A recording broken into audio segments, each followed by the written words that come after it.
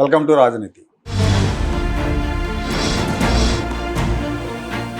గుంటూరు పశ్చిమ ఎమ్మెల్యే గల్లా మాధవ్ గారు రాజకీయాలకు కొత్త, కానీ ఈ 2 ఏళ్ల కాలంలో పరిణతి చెందిన రాజకీయవేత్తగానే కాకుండా సామాజిక అంశాల మీద బాగా స్పందిస్తున్నారు.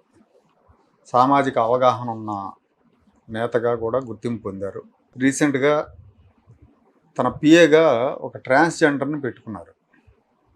జనరల్గా ట్రాన్స్జెండర్లు అనగానే మనకు ఒక రకమైన ఫీలింగ్ ఉంటుంది.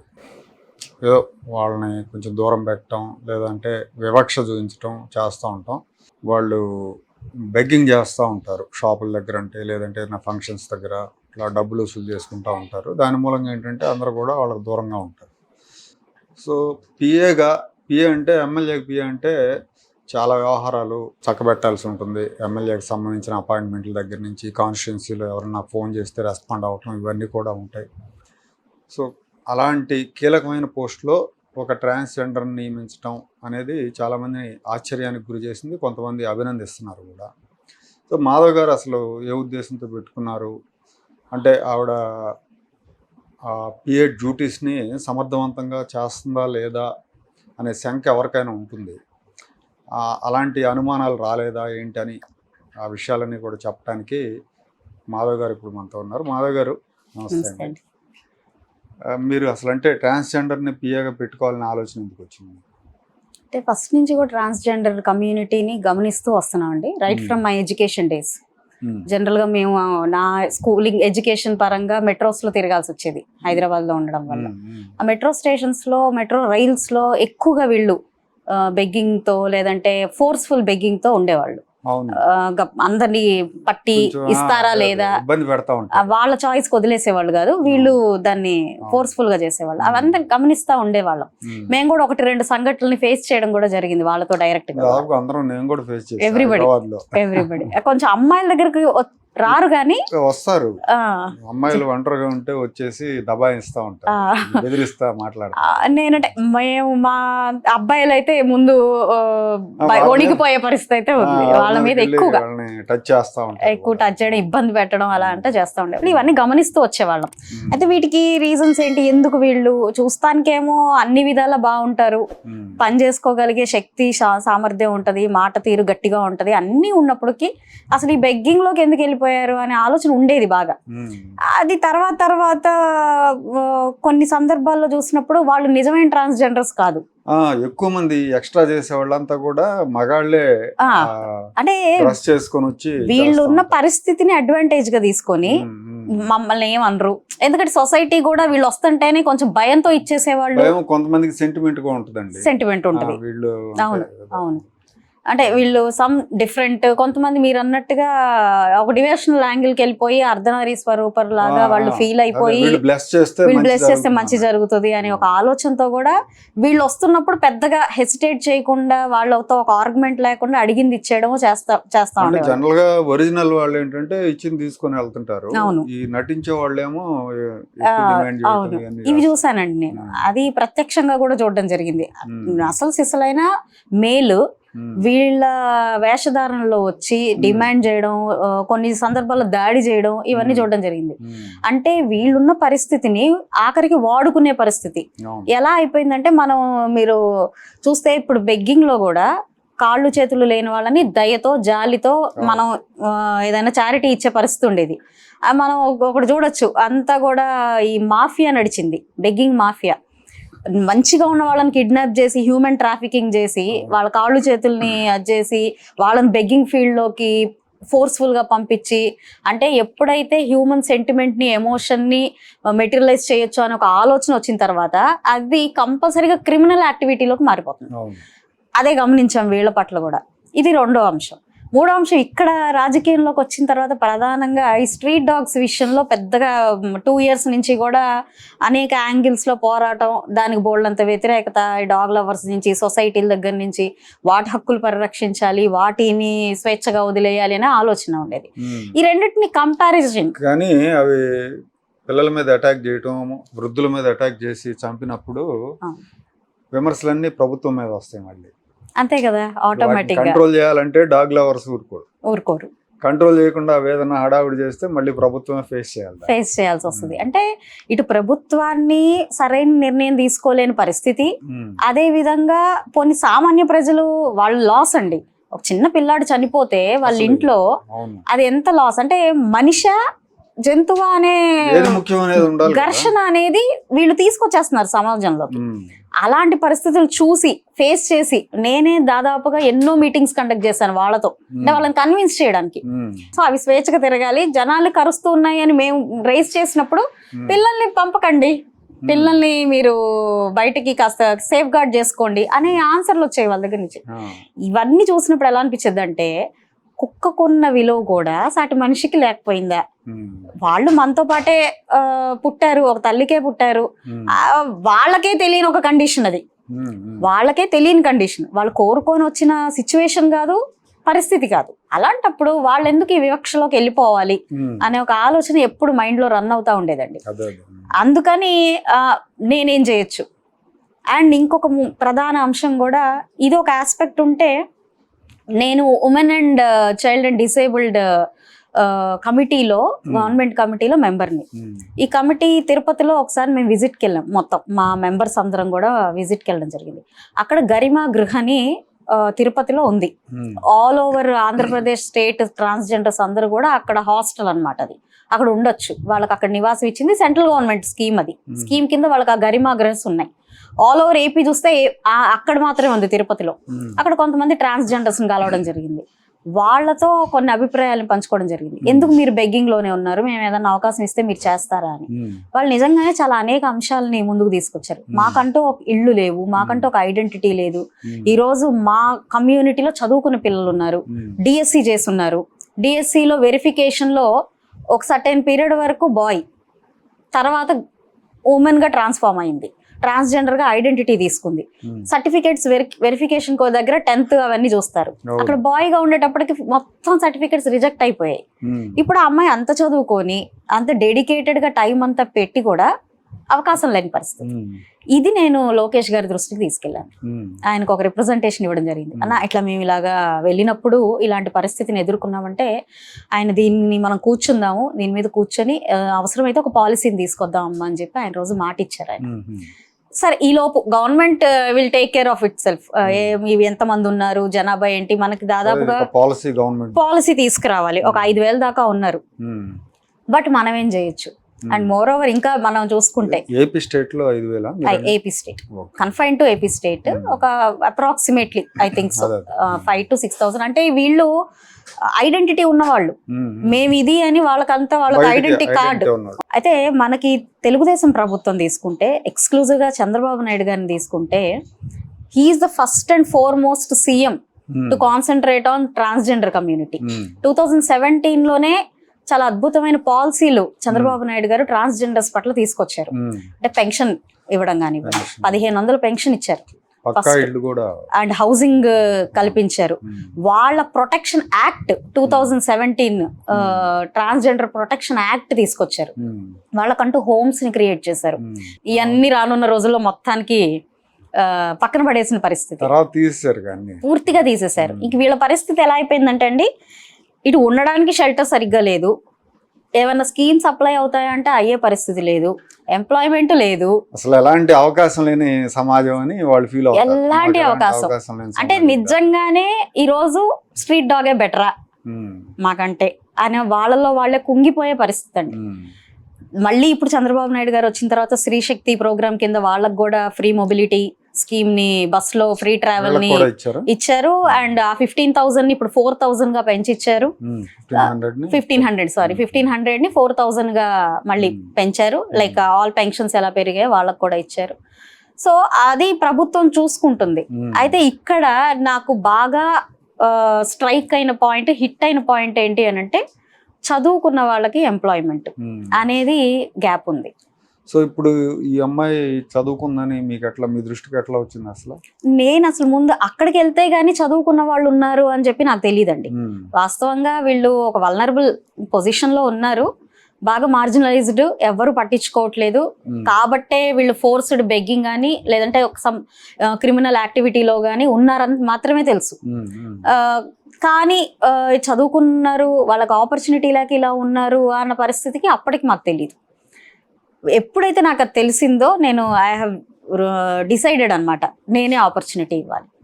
గవర్నమెంట్ ఇప్పుడు మన కర్ణాటక స్టేట్ లో 1% కింద ఎంప్లాయ్మెంట్ రిజర్వేషన్ ఇస్తుంది.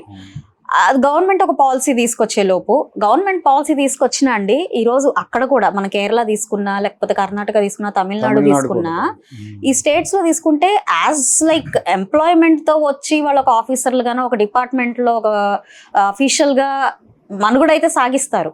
కానీ సొసైటీ యాక్సెప్టెన్స్ ఎలా వస్తుంది?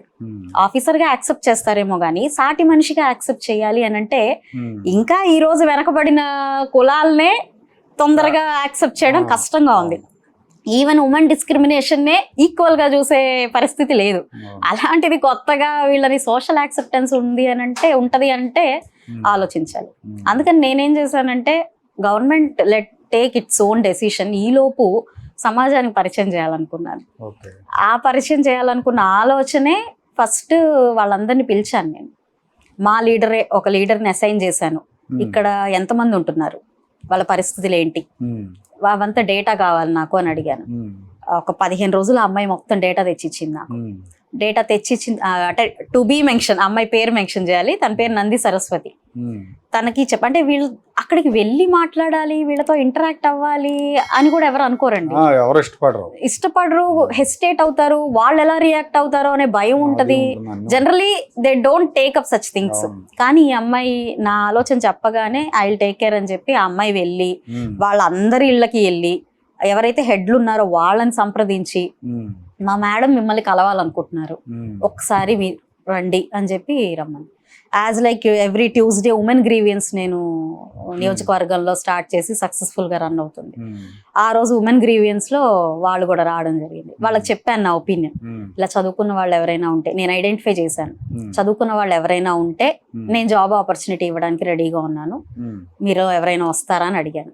మాలో ఉన్నారమ్మా చదువుకున్న వాళ్ళు, మరి వాళ్ళు ఇంట్రెస్టెడ్ గా ఉంటారో లేదో మాత్రం నాకు తెలియదు అన్నారు.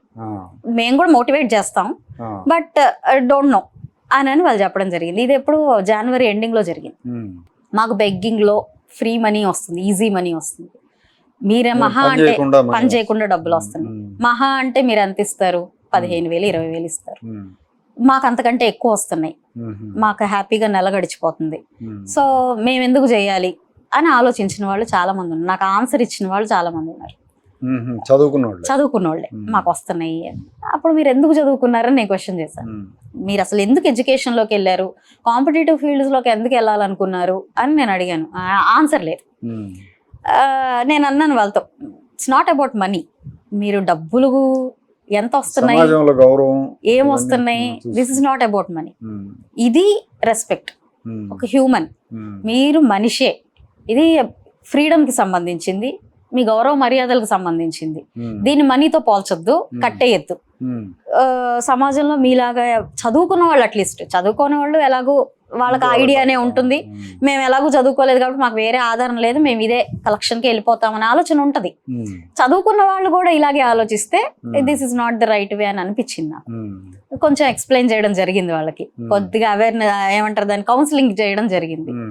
ఈ లోపు అంటే మేము ఆ కమ్యూనికేషన్ బ్రేక్ చేయకూడదు, వాళ్ళకి నిజంగా ఐఎమ్ డెడికేటెడ్ ఫర్ దెమ్ అని ఒక నిదర్శనమో లేకపోతే ఏదైనా చూపించాలి, మెసేజ్ ఇవ్వాలి అన్న ఉద్దేశంతో ఉమెన్స్ డే రోజు వాళ్ళని కూడా హెడ్లు ఇక్కడ ఎవరైతే లీడ్ చేస్తున్నారో వాళ్ళిద్దరిని స్టేజ్ మీదకి పిలిచి సన్మానం చేశారు. So you are equal to them. Line గా కొంతమంది ప్రామినెంట్ పీపుల్ ని ఎలా అయితే చీఫ్ గెస్ట్ లుగా ఇన్వైట్ చేసామో వాళ్ళతో పాటు వీళ్ళని కూడా కూర్చోబెట్టి వాళ్ళకి సమానంగా వీళ్ళని కూడా మేము ఆ రోజు ఫెలిసిటేట్ చేయడం జరిగింది. They felt so happy. ఆ రోజు తను వేరే హిడెన్ ఎజెండాలు లేవు, సీరియస్ గానే ఉన్నారు అనేది వాళ్ళకి అర్థమైంది. ఆ తర్వాత మార్చ్ ఉమెన్స్ డే కదండి, ఆ తర్వాత ఏప్రిల్లో నాకు ఈ అమ్మాయి వచ్చింది. నేను చదువుకున్నానండి, ఆఫీస్ లో మేడం ఇలాగా ఆపర్చునిటీ ఉంది అని చెప్పారు అని మా ఆఫీస్ లో అడిగారంట. అడిగితే నాకు పొద్దున వచ్చిన ఎవరు ఏ సమస్యతో వచ్చినా నాకు సాయంత్రానికి రిపోర్ట్ ఇస్తారు. నేను అవైలబుల్ గా లేకపోతే, ఉంటే నేను అప్పటికప్పుడు తీసుకుంటాను, అవైలబుల్ గా లేకపోతే ఏ రోజు గ్రీవియన్స్ ఆ రోజు నాకు సాయంత్రానికి వస్తుంది. మేడం ఇలాగా ఒకరు వచ్చారండి, ఇలా అడిగారు అని అంటే, సరే ఇమీడియట్ గా పిలవండి నేను మాట్లాడతాను తనతో అని ఇమీడియట్ గా పిలిచాను. పిలవగానే ఏమ్మా ఏంటి పరిస్థితి, ఎక్కడ చదువుకున్నావు అంటే హిందూ కాలేజ్లో చదివాను, ఇక్కడ గుంటూరు హిందూ కాలేజ్. హిందూ కాలేజ్లో చదువుకున్నా, డిగ్రీ చదువుకున్నాను. బీకామ్ చాలా కష్టపడి చేశాను, అంటే విత్ ఆల్ డిస్క్రిమినేషన్, యాక్సెప్టెన్స్ అనేది ఉండదు. ఆ ప్రిన్సిపల్ గారిని కూడా నిజంగా అభినందించాలి. ఆ టైంలో ఆయన వాళ్ళ పట్ల నుంచుని అది పూర్తయ్యేలాగా చేశారని విన్నాను. నా ఎకనామికల్ పరిస్థితి కూడా ఇబ్బందిగా ఉంది, మా మదర్కి బాగోదు, కానీ అలాగని నేను కలెక్షన్కి వెళ్ళి చేసుకోవాలని అనుకోవడం లేదు. I want some respect and freedom అని అమ్మాయి అడిగింది. యు ఆర్ వెల్కమ్ అమ్మ, రేపటి నుంచే అపాయింటెడ్ అని చెప్పాను. జనరల్ గా ఇప్పుడు పిఏ అంటే మీకు సంబంధించిన వ్యవహారాలన్నీ చూసుకోవాలి. ఎవరైనా మీకు అఫీషియల్స్ ఫోన్ చేసినా, లేదంటే కార్యకర్తల వైపు నుంచి ఏదైనా సమస్య ఉందని ఫోన్ చేసినా పిఏనే రిసీవ్ చేసుకుంటా ఉంటుంది. ఆ పనులన్నీ జాగ్రత్తగా చేస్తుందా? స్టార్టింగ్ లో కొంత అంటే రాజకీయ అవగాహన కూడా, రాజకీయ అవగాహన ఉండదు, కాస్త ఎలా మాట్లాడాలి అనే పద్ధతి. అంటే ఇప్పటిదాకా వాళ్ళ మాట తీరు ఎలా ఉంటదంటే డిఫెండింగ్, ఎవరు ఏదైనా అంటారేమో, వాళ్ళు చీత్కారాలు లేదంటే ఒక యాక్సెప్టెన్స్ లేని విధానాలే వాళ్ళు ఎదుర్కొన్నారు. దాన్ని డిఫెండ్ చేసుకోవడం కోసం మాట కరుకుతనం, గట్టితనం ఇవి మాత్రమే వాళ్ళకి తెలుసు. ఆ ఫ్లోలోనే ఉండేది కొంచెం. మేడం వస్తున్నారు, మీరు రెడీగా ఉండండి, ఇలాగ చెప్పేది అనమాట. కాదమ్మా, అందరూ లీడర్స్, కొంచెం మీరు సాఫ్ట్గా మాట్లాడండి, మంచిగా హ్యాండిల్ చేయండి, సౌమ్యంగా మాట్లాడితే చాలు, ఇంకేం అవసరం లేదు, కమ్యూనికేషన్ మెయింటైన్ చేయండి అని చెప్పాను. She changed within no time. Gents ఎట్లా చేస్తారో అంతకంటే బాగా చేసిందనే చెప్పొచ్చు. నాకెక్కడ కమ్యూనికేషన్ బ్రేక్ తీసుకురాలేదు. పాయింట్ టు పాయింట్ నన్ను ఫాలో అప్ చేయడం కానివ్వండి, తనకి కాల్ చేసిన ప్రతి ఒక్కళ్ళది నోట్ చేసుకోవడం, నాకు by end of the day ఆ డేటా నాకు ఇవ్వడం, వీళ్ళు పలానా దీనికోసం చేశారు, నేను ఊర్లో లేని టైంలో కూడా ఆఫీస్ని హ్యాండిల్ చేయడం, ఆఫీస్లో వచ్చే పోయే వాళ్ళందరినీ నోట్ చేసుకోవడం, హ్యాండిల్ చేయడం, అఫీషియల్స్తో కొంత నాకు అఫీషియల్ పిఏ కూడా లేని పరిస్థితి ఏర్పడింది. గత 3 నెలలుగా అఫీషియల్ పిఏ కూడా లేరు. ఇప్పుడు అఫీషియల్స్ని కూడా కొన్నిసార్లు కొన్ని సందర్భాల్లో హ్యాండిల్ చేసి మాట్లాడాల్సిన పరిస్థితి వచ్చింది. ఈవెన్ దట్ తను బాగా హ్యాండిల్ చేసి మాట్లాడడం జరిగింది. నేను తీసుకున్న నిర్ణయం కరెక్ట్ నిర్ణయం అని మాత్రం అనిపించింది. ఎవరు అడగలేదా ఏంటి ఇలాంటి డెసిషన్ తీసుకున్నారు? అడగడం కాదు, ఆల్మోస్ట్ ఇది కరెక్ట్ కాదు, ఎవరు యాక్సెప్ట్ చేయట్లేదు, మీ పక్కనే తిరుగుతూ ఉంటే మీ దగ్గరికి రావాలనుకునే వాళ్ళు కూడా తగ్గుతున్నారు, కొంచెం కేర్ తీసుకోండి, బయటకు తిప్పకండి, అట్లీస్ట్ మీరు అంటే ఏదో చెయ్యాలనుకుంటున్నారు, వాళ్ళకు కూడా ఏదైనా ప్లేస్ ఇవ్వాలనుకుంటున్నారు, మంచిదే, కాకపోతే ఆఫీస్ వరకు స్టిక్ చేయండి, మీతో తిప్పకండి, దానివల్ల ఎవరైనా రాలేకపోతారు అని చెప్పిన వాళ్ళు. ఇది ఎటు తీసుకెళ్తున్నారు మీరేమన్నా దీని వెనకాల ఏదైనా హిడెన్ ఎజెండాలు ఉన్నాయేమో, మీకు ఏదైనా థ్రెట్ ఉంటదేమో, వాళ్ళు కొంచెం అగ్రెసివ్ గా ఉంటారు, అది మళ్ళీ ఎడిపోయేట వస్తుందో మీరు ఆలోచించుకోండి అని కొంతమంది చెప్పిన విధానం కానివ్వండి. ఇలాగా చాలా క్రిటిసిజం తీసుకున్నానండి నేను. ఈ 25 రోజులు అనుకోండి, ఒక 25 days నుంచి ఆల్మోస్ట్ నిన్నటి దాకా ఎంకరేజ్ చేసిన వాళ్ళు ఉన్నారా? ఎంకరేజ్ చేసిన వాళ్ళు ఉన్నారండి, వాళ్ళు ఉన్నారు. మంచి డెసిషన్ అని నాకు ఎంకరేజ్ చేసి, అంటే త్రూ సోషల్ మీడియా కానివ్వండి, ఇంట్లో కొంతమంది కానివ్వండి, ఓకే. కాకపోతే ఎక్కడో ఒక మూల భయం. అదేనండి, 25 రోజులు అమ్మాయి జాయిన్ అయ్యి 24 రోజు దాకా కూడా ఏదో ఒక విమర్శ ఎక్కడో చోట నుంచి తీసుకుంటూ ఉన్నాను. ఈ 25వ రోజు అంటే నిన్న మార్నింగ్ లోకేష్ అన్న ట్వీట్ తో మొత్తం సినారియో మారిపోయింది. అంటే ఈ వివక్ష లేదంటే నా మీద కొంత ఇవన్నీ క్రిటిసిజము ఇదంతా కూడా ఒక్కసారిగా ఏదో జిప్ వేసినట్టుగా క్లోజ్ అయిపోయాయి. ఎందుకంటే లోకేష్ అన్న స్థాయిలో మీరు కరెక్ట్గా వెళ్తున్నారు అని చెప్పడం అనేది it's not an easy thing. ఆయన మామూలుగా నాకు మెసేజ్ కూడా పెట్టచ్చు, బాగా చేస్తున్నావమ్మా, గుడ్, మంచి విషయం, ఓకే అని పెట్టచ్చు. కానీ దాన్ని సోషల్ మీడియాలో పబ్లిక్ ఇంటర్ఫేస్ లో పంచుకోవడం అనేది, అదేంటంటే ఒకటి మిమ్మల్ని ఎంకరేజ్ చేయడంతో పాటుగా మీరు చేసిన దాన్ని మిగతా వాళ్ళు కూడా సొసైటీ యాక్సెప్టెన్స్ ఇంకెవరన్నా దాన్ని అవును ఫాలో అవ్వచ్చు కూడా. అది నాకు తెలిసి ఒక మంచి నాయకుడికి ఉండే లక్షణం అండి. ఈరోజు నేను నుంచున్నాను, నా సపోర్ట్ చాలా అవసరం నాకు అని ఆయన ఫీల్ అయ్యారు. సొసైటీ ఎలాంటి పరిస్థితుల్లో ఏ థాట్ ప్రాసెస్ లో ఉందన్నది వాళ్ళకి తెలుసు. కాబట్టి ఆయన దాన్ని సోషల్ ప్లాట్ఫామ్ లో అప్రిషియేట్ చేయడం అన్నది జరిగింది అని చెప్పి నేను అనుకుంటున్నాను.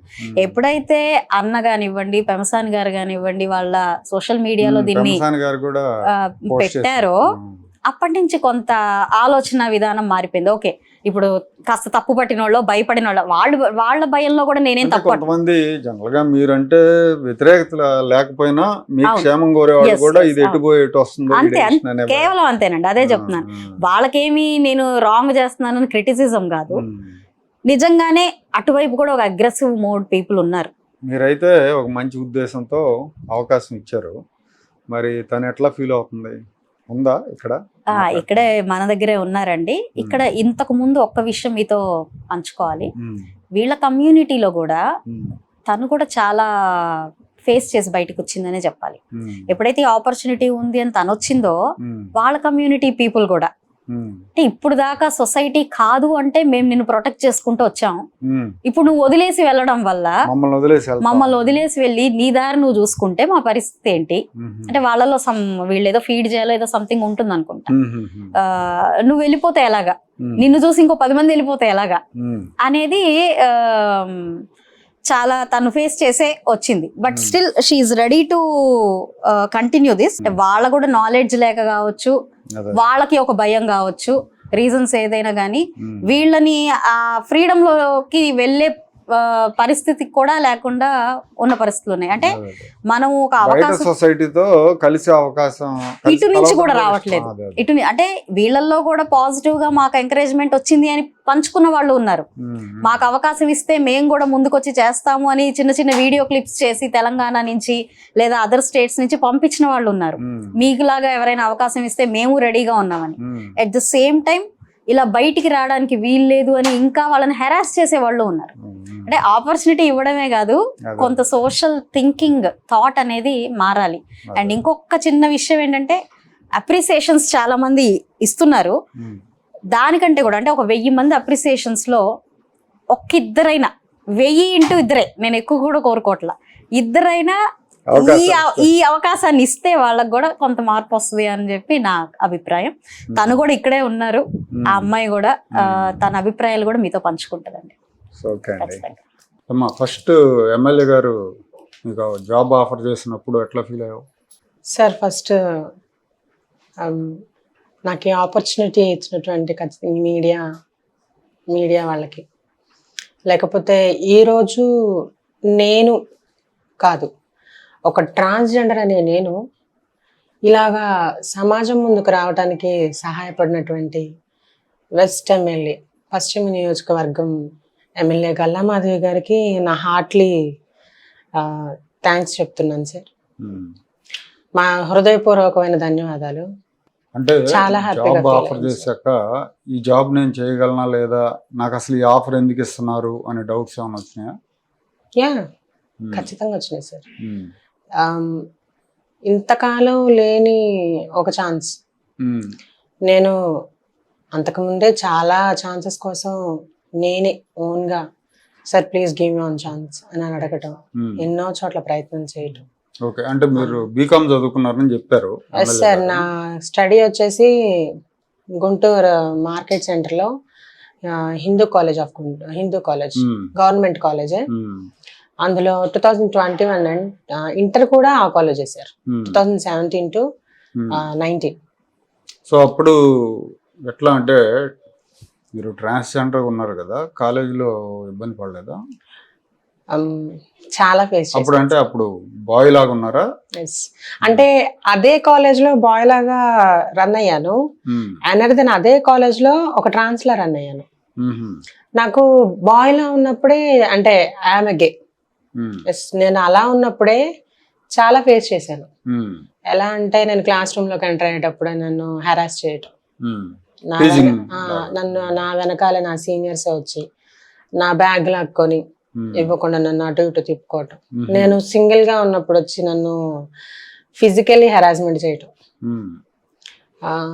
అట్లాగా ఇంటి సెకండ్ ఇయర్ కంప్లీట్ అయిపోయేంత వరకు అన్ని ఫేస్ చేశాను. ఎలా అంటే ఒక అమ్మాయిని కూడా అంతలా హెరాస్ చేయరు. అంటే అది ఒక గవర్నమెంట్ కాలేజ్ కావటం వల్ల కావచ్చు, ఎవరో అడగర్లే. సో ఆ హెరాస్మెంట్ ని నేను డిగ్రీ ఫస్ట్ ఇయర్ వచ్చేంత వరకు, అది కరోనా పాస్. ఇంట్లో చెప్పలేదా అప్పుడు? తెలియదు సార్. అంటే నా బిహేవియర్ నా బిహేవియర్, మైండ్ సెట్, నా బాడీ లాంగ్వేజ్ మొత్తం అటటాల్ మొత్తం ఒక అమ్మాయిలానే ఉండిద్ది. సో ఇంట్లో వాళ్ళు గమనించారు అది? ఎలా అంటే డాడీ లేరు, అమ్మ అన్నయ్య. ఇంకా ఎన్నన్నా ఏటెళ్ళగలం ఆ రోజుల్లో. ఇంత మనకి చారిటీ ఇచ్చి మనల్ని దగ్గర తీసుకొని, మనకంటే ఒక రెస్పాన్సిబిలిటీ ఇప్పుడు కూడా లేదు, దగ్గర తీసుకొని మనకి ఒక రెస్పాన్సిబిలిటీ తోటి చూసుకోవడం. హాస్టల్స్ కూడా లేదు సార్. అంటే ఇప్పుడు నేను ఒక బాయ్స్ హాస్టల్లోకి వెళ్తాను సార్, నేను హాస్టల్లో ఉంటాను సార్. నా talk of way of think, నా బాడీ లాంగ్వేజ్, నా ప్రవర్తన చూసి నన్ను రిజెక్ట్ చేసిన హాస్టల్స్ కూడా ఉన్నాయి. లేడీస్ హాస్టల్స్ లో చేర్చుకోరా? అప్పుడు నేను ఒక బాయ్ లా ఉన్నాను కదా సార్. అప్పుడు నేనే వెళ్ళి అడగలేను, నాకు అక్కడ ఉండాలి అని అనిపించినా అడగలేను. ఇంట్లో వాళ్ళతో కూడా నాకు ఒక మెచ్యూర్డ్ ఏజ్ వచ్చేంత వరకు నేను చాలా ఫేస్ చేశాను సార్.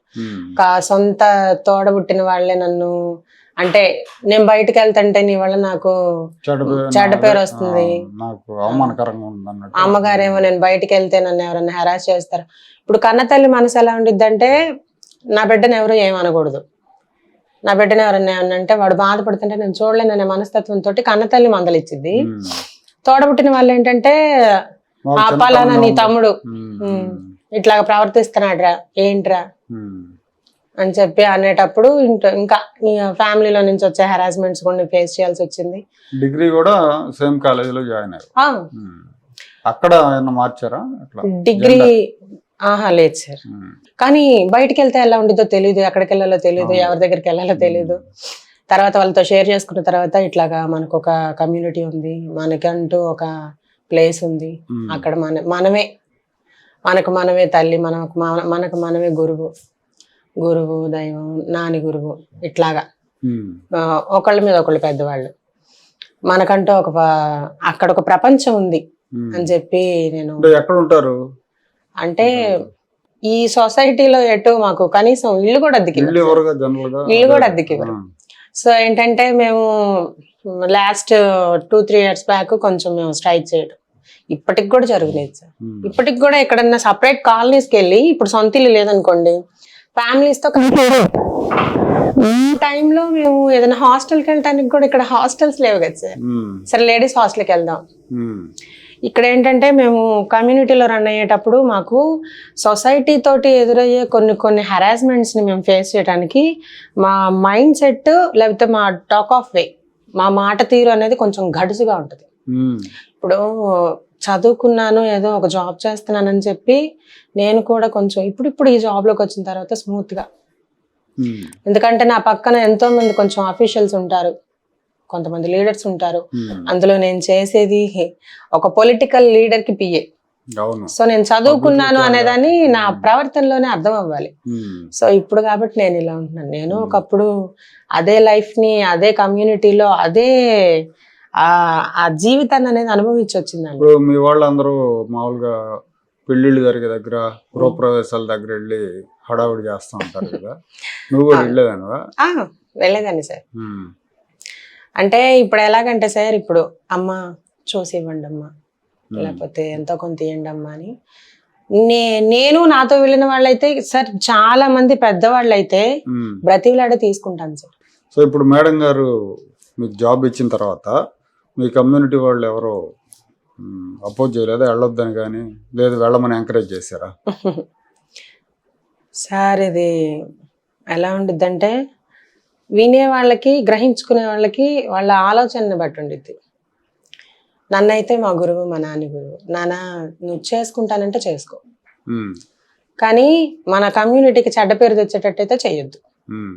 సో మీకు ఏమనిపిస్తుంది? రెస్పెక్ట్ ఇప్పుడు 25 రోజులుగా ఇక్కడ చేస్తున్నారు కదా, జనం చిన్న చూపు చూస్తున్నారా, ఇంతకు ముందులాగా రెస్పెక్ట్ ఇస్తున్నారా? లేదు సార్, నేను ఈ 25 days లో, లేకపోతే ఈ మంత్ లో నేను గమనించింది ఏంటంటే, స్టార్టింగ్ లో ఎవరికైనా కానీ ఆ ఆఫీస్ కొలీగ్స్ తోటి, లేకపోతే మనం చేసే ఆ ప్రాంతంలో వచ్చే వాళ్ళతోటి పోయే వాళ్ళతోటి ఖచ్చితంగా అంత కమ్యూనికేషన్ స్టార్టింగ్ లో ఉండదు. ఉమ్, మనం ఏంటి అనేది ఎదుటి వారికి ప్రూవబుల్ చేసుకోవటానికి కొంచెం టైం అనేది పట్టిద్ది. ఉమ్, ఆ టైంలో నాకు చాలా రెస్పెక్టబుల్ సార్. ఉమ్, నేను ఎలా అంటే ఒకప్పుడు మేము ఏదన్నా ఓ ఫంక్షన్స్కో లేకపోతే ఏదన్నా ఓపెనింగ్స్కో ఏదన్నా ఒక శుభకార్యానికో లేదా షాప్స్ దగ్గరికి వెళ్ళినప్పుడు అక్కడే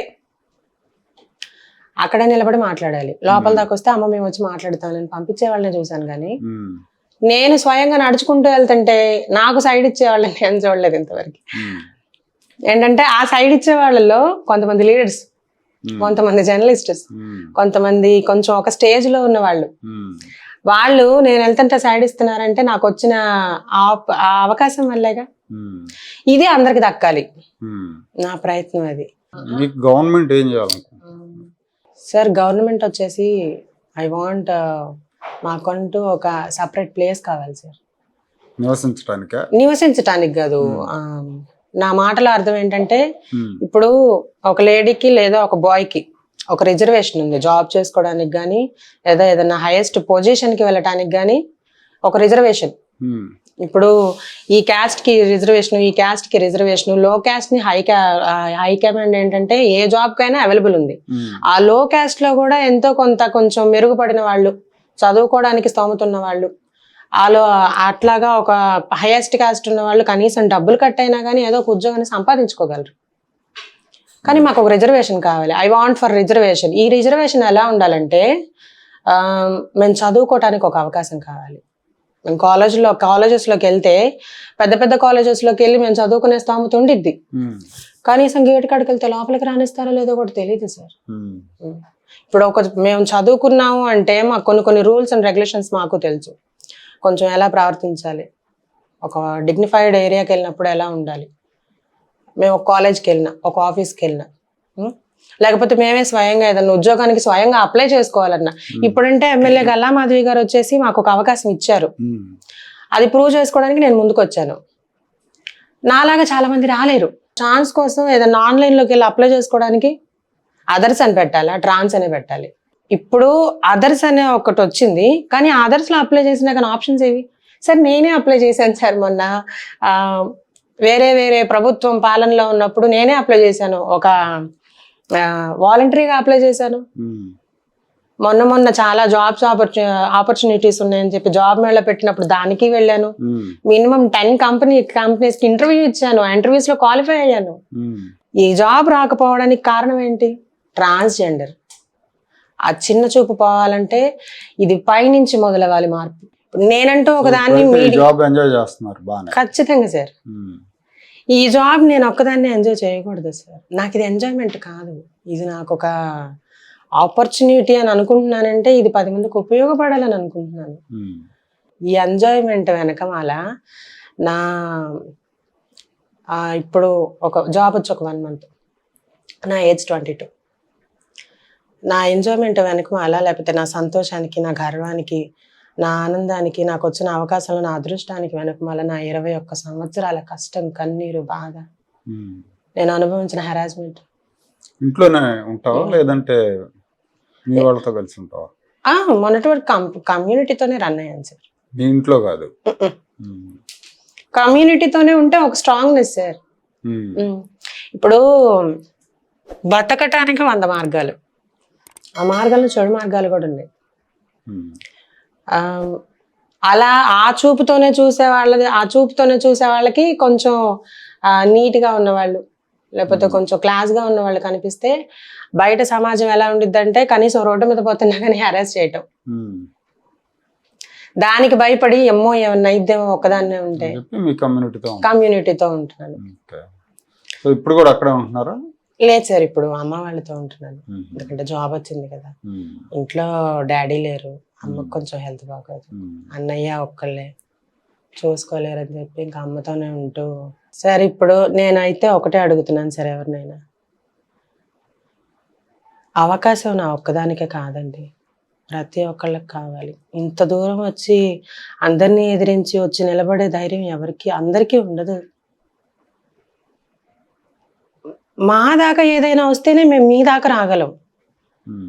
మా దాకా ఏది రాకుండా ఎక్కడో మేము ఛాన్స్ ఇచ్చాం వచ్చి తీసుకోండి అంటే, మీరు మా దాకా రాలేకపోవచ్చు కానీ మీ దాకా వచ్చే అవకాశం మాకు ఒకటి కావాలి. చదువుకున్న వాళ్ళకే కాదండి, ఇప్పుడు చదువు నేర్చుకోవడానికి కూడా ఒక అవకాశం కావాలి. ధైర్యంగా సమాజాన్ని ఎదిరించి సమాజం దాకా వచ్చి మేము బ్రతకలేక కాదండి. మేడం గారంటే ఏదో పెద్ద మనసుతోటి లేదా ఒక తల్లి మనసుతోటి లేదా ఒక స్త్రీమూర్తి భావంతో తీసుకొచ్చి ఒక స్త్రీ కాబట్టి ఆమె పక్కన పెట్టుకోగలిగారు. అదే ఒక ఈ లీడర్షిప్లో ఒక మెన్ ఉంటే, లేకపోతే ఒక వ్యక్తి కనుక ఒక స్త్రీ కాకుండా ఒక పురుషులు కనుక ఇందులో ఈ స్థానంలో ఉంటే మేము ఇక్కడ దాకా, నేను అనేదాన్ని ఇక్కడ దాకా వచ్చేదాన్ని. ఒక ట్రాన్స్జెండర్ నేను కాదు, ఒక ట్రాన్స్జెండర్ ఇక్కడ దాకా వచ్చేదా. ఇప్పటికే చాలా పెద్ద పెద్ద వాళ్ళ దగ్గరికి, అంటే నారా లోకేష్ గారి దగ్గరికి, సీఎం చంద్రబాబు నాయుడు గారి దగ్గరికి, అలానే ఇంకా మోదీ గారి దగ్గరికి కూడా వెళ్ళిద్దని భావిస్తున్నాను. ఇది మోదీ గారి దగ్గర దాకా ఎందుకు వెళ్ళాలంటే, ఏదైనా ఒక ఆర్డర్ ఇవ్వాలంటే ఆ పై నుంచి వస్తేనే ఇది ప్రూవబుల్ గా ముందుకెళ్ళిద్ది. సో ఖచ్చితంగా ఒక అవకాశం అనేది ఇస్తారని మనస్ఫూర్తిగా భావిస్తూ, ఇందులో ఎవరైనా సరే దీన్ని చెడుగా తీసుకోవద్దు. ఇది ఒక మంచి అడుగుకు ముందుకు సాత్కారం అంతే. Thank you so much.